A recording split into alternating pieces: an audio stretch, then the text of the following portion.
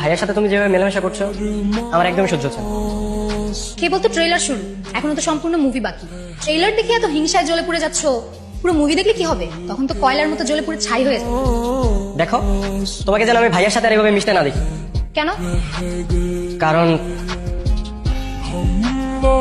আমিও তোমাকে পছন্দ করি।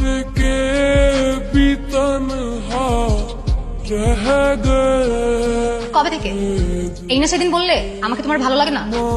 যেদিন তোমার বাড়িতে গিয়েছিলাম প্রথম দেখাতেই তোমাকে আমার ভালো লেগে গেছে, কিন্তু আমি ভেবেছিলাম তোমার ওই বোন হচ্ছে আমাদের পাত্র।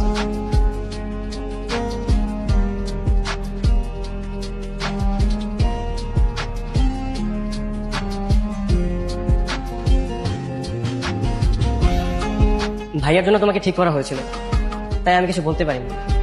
কিন্তু এখন দেখছি আমার আর সহ্য হচ্ছে না। এখন কি করতে চাও?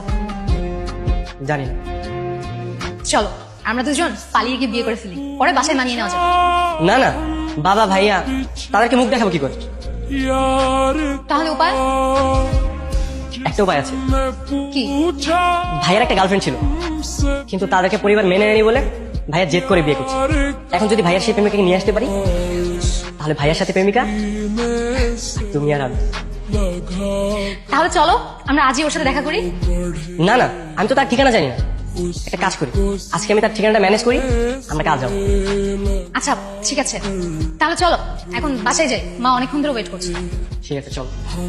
वफा करके भी तन्हा रह गए এখনই চলে আসবে, সমস্যা নেই। আচ্ছা যদি না আসে তাহলে কিন্তু আমাদের